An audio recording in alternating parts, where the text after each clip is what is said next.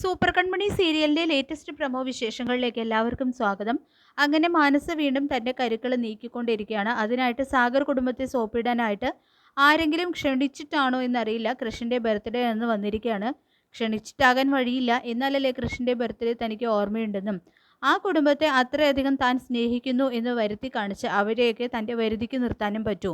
കൃപയൊന്നും മാനസയെ mind ചെയ്യുന്നത് പോലും ഇല്ല. എന്ത് വന്നാലും എന്തൊക്കെ സംഭവിച്ചാലും കൃഷ്ണനെ ഞാൻ നേടും, അതിനായിട്ട് ഏതെങ്കിലും ഒരു വഴി തനിക്ക് കിട്ടും എന്നുള്ള വിശ്വാസത്തിലാണ് മാനസ. മാനസയുടെ ഈ മനമാറ്റം സുജയ്ക്ക് അത്ര വിശ്വാസത്തിലെടുത്തിട്ടില്ല. എന്താന്ന് വെച്ചാൽ ബലരാമന് പെണ്ണ് ആലോചിക്കുമ്പോൾ ഞാൻ പറഞ്ഞപ്പോഴും അത് മാനസ ആയാൽ എന്താണെന്നുള്ളൊരു ചിന്ത സുജയ്ക്ക് വരുന്നില്ല. സുജാത ഇങ്ങനെ പക്ഷാഭേദം കാണിച്ച് കൃഷ്ണന് ചെറിയൊരു അകൽച്ച ബലരാമനോട് തോന്നി തുടങ്ങുകയാണ്. അല്ലെങ്കിലും ബലരാമൻ്റെ മനസ്സാണ് കേട്ടോ കൃഷ്ണൻ്റെ മനസ്സിനേക്കാൾ കൂടുതൽ നല്ലത്. കൃഷ്ണൻ അപ്പോഴേക്കും എല്ലാവരും എൻ്റെയാണ് എന്ന ചിന്ത മാത്രമേ ഉള്ളൂ. എല്ലാവരേക്കാൾ കൂടുതൽ സ്നേഹിക്കാൻ പാടുള്ളൂ എന്നുള്ള ചിന്തയൊക്കെ വരും. കൃഷ്ണൻ കുറച്ചുകൂടി സ്വാർത്ഥനാണ്. ബലരാമനാണെങ്കിൽ ഇത്രയും കാലം അച്ഛനമ്മമാരുടെ സ്നേഹമൊന്നും അനുഭവിച്ചിട്ടില്ലല്ലോ. ഈ സമയത്തെങ്കിലും എൻ്റെ ഏട്ടനാണ്, ഏട്ടൻ അനുഭവിച്ചിട്ട് എന്നുള്ള ചിന്തയൊന്നും കൃഷ്ണനില്ല. എല്ലാവരും എൻ്റെ അനിയനടക്കം നന്നായി കാണണം, സന്തോഷമായിട്ട് ജീവിക്കണം എന്നുള്ളൊരു ചിന്താഗതിയാണ് ബലരാമനുള്ളത്.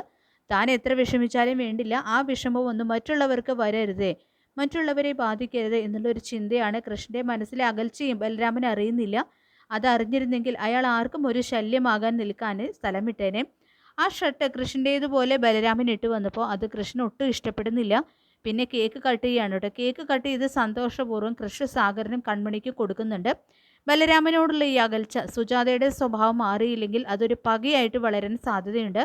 സുജാതയ്ക്ക് കേക്ക് കൊടുത്തെങ്കിലും സുജാത ആ സമയം തിരിച്ചു കൊടുക്കില്ല എന്താന്ന് വെച്ചാൽ, നിനക്ക് ഞാൻ കേക്ക് തന്നില്ലല്ലോ, സുജാത തിരിച്ചു ചോദിക്കുമ്പോൾ കൃഷ് മുഖം കയറ്റിപ്പിടിച്ച് നിൽക്കുകയാണ്. അത് മേടിക്കാതിരുന്നപ്പോൾ സാഗര ഇടപെടുന്നുണ്ട്.